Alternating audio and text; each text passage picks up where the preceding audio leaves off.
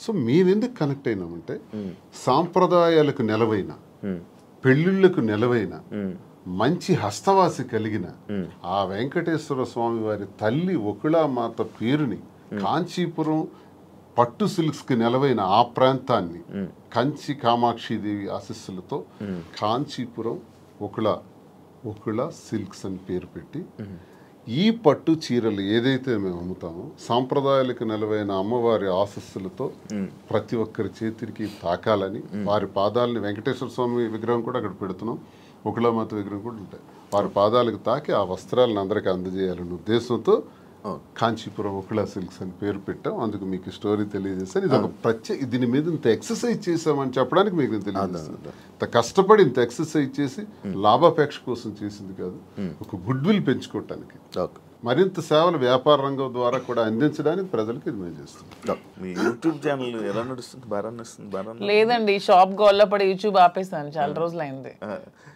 Starting లో మీ YouTube channel కి ఎంతో తక్కువ మంది ఫాలోవర్స్ ఉండేవాళ్ళు అలాగే ఈ మధ్య ఈ ఇష్యూ అయిన తర్వాత మంచి సబ్స్క్రైబర్ తో మంచి వ్యూవర్షిప్ తో అదే చాలా లక్షల్లో సబ్స్క్రైబర్ మంచి వ్యూవర్షిప్ తో వెళ్ళింది మంచి సక్సెస్ అయినట్టుంది యూట్యూబ్ అంతా రెవెన్యూ పరంగా వచ్చింది నాకు స్టార్ట్ చేసిన 1 month లోనే 2 lakhs అంత వచ్చింది యూట్యూబ్ ఆ పిల్లలే తీసుకుంటున్నారు వీడియోస్ పెడతారు వాళ్ళే తర్వాత మరి గ్యాప్ వచ్చింది నేను షాప్ హడావుడిలో పడి ఈ సారీ వీవింగ్ చేయించడం వీవర్స్ దగ్గర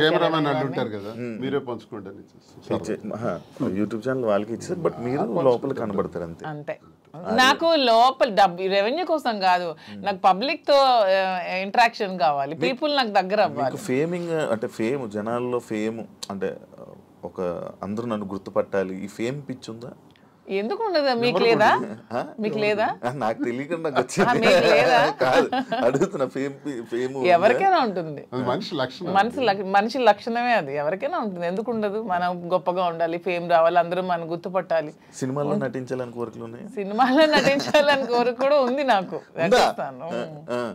ట్రై చేస్తున్నా లేదు ఇంతవరకు ఎప్పుడు ట్రై చేయలేదు చూద్దాం ఎప్పుడైనా సినిమా మీ ఇద్దరేనా అలానే కాదు నాకు మంచి అంటే విలన్ క్యారెక్టర్లు చేయాలని ఉంది మంచి విలన్ రోల్స్ అలా సీరియల్స్ చూస్తారా లేదు సీరియల్స్ అలవాట్లేదు ఎంతవరకు ఎప్పుడు ఒక సీరియల్ కూడా చూడలేదు మీకు పంపిస్తారా సినిమా యాక్టింగ్ ఇంట్రెస్ట్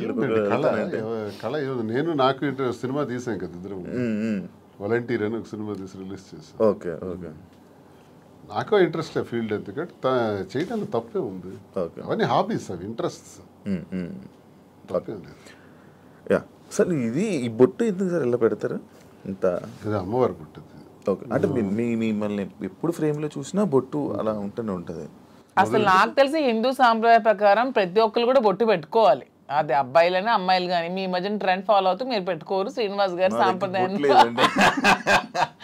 సాంప్రదాయం పాటిస్తూ పెట్టుకుంటారు యాక్చువల్ గా మధుర మీనాక్షి అమ్మవారు బొట్టు ఎప్పుడు తెచ్చుకొని ఎప్పుడు అదే ఉంటాయి సూట్ కేసులో కానీ కారులో కానీ ఎక్కడైనా బాక్సులు ఉంటాయి ఎక్కడైనా సరే అది పెట్టే బయటకు వస్తాయి ఇంక ఇంట్లో ఉన్నామన్నా జస్ట్ ఉంటుంది లైట్ గా ఈ బిజినెస్ పెడుతున్నారు అంత బాగుంది మళ్ళీ పొలిటికల్ ఎంట్రీ ఏమైనా ఉందా పొలిటికల్ గా వెళ్తారు మళ్ళీ పొలిటికల్ ఎంట్రీ ఏంటి మేము పాలిటిక్స్ లోనే ఉన్నాం మళ్ళీ ఎంట్రీ ఏంటి అదే this is just short break అంతే ఇప్పుడు నెక్స్ట్ మళ్ళీ శ్రీనివాస్ గారి fight Madhuri fight double fire తో వెళ్తాం పాలిటిక్స్ లోకి జస్ట్ చిన్న బ్రేక్ తీసుకున్నాం అంతే ఈ బ్రేక్ లో ఏమైనా దూరం అయిపోతారేమో దేనికి దూరం అయిపోతాం ఎవరికైనా మేము ప్రజలకు దగ్గరగా ఉన్నాం ఎవరు మమ్మల్ని ప్రజల నుంచి దూరం చేయలేరు కదా శ్రీనివాస్ గారు మాస్ బేస్డ్ లీడర్ తను మ్యాన్ ఆఫ్ మాసెస్ అన్నట్టు తన క్యాడర్ తో గానీ ఎవరితో గానీ సంబంధాలు ఉండవు తనకి డైరెక్ట్ పీపుల్ తో సంబంధం ఎప్పుడైనా డైలాగులు చెప్పారా మాస్ డైలాగులు మీకు ఎప్పుడైనా ఓ బోల్డ్ అని ఒకసారి ఒక డైలాగ్ చెప్పండి బోల్డ్ అని డైలాగులు బోల్డ్ అని స్పీచ్లు బోల్డ్ అని క్లాసెస్ అవన్నీ ఎప్పుడు అవుతూనే ఉంటాయి శ్రీనివాస్ గారి నుంచి he is completely mass based leader Duvvada Srinivas అంటే మరి మీకు తెలుసో లేదో కానీ అదే శ్రీకాకుళం మీకు కూడా తెలియాలి అప్పటి నుంచే బాంబుల్ శ్రీని అనేవాళ్ళు దువ్వాడ శ్రీనివాస్ కి ఒక రౌడీ ఒక మాస్ లీడర్ పీపుల్ దగ్గరగా ఉంటాడు ప్రజల కోసం ఎన్నో పోరాటాలు చేశాడు ఈవెన్ షూటెడ్ సైట్ ఆర్డర్స్ వచ్చాయి అతని మీద కాల్పులు కూడా ఎదురెళ్లారు అలా పోరాట యోధుడు అతన్ని ఎవరు బీట్అవుట్ చేసి రాజకీయాల నుంచి తప్పించే ఇది కూడా ఎవరికి ఉండదు అవన్నీ జస్ట్ ఇది చిన్న బ్రేక్ తీసుకున్నాను. మాస్క్ చూసి పడిపోయి ఉంటారు. మాక్సిమం శ్రీనివాస్ గారిలో నాకు ఈ వ్యక్తిత్వం ఇష్టం అని చెప్తాను. సార్లు మీకు ఏం నచ్చింది మామూలుగా? హీఈస్ వెరీ హానెస్ట్ అండి.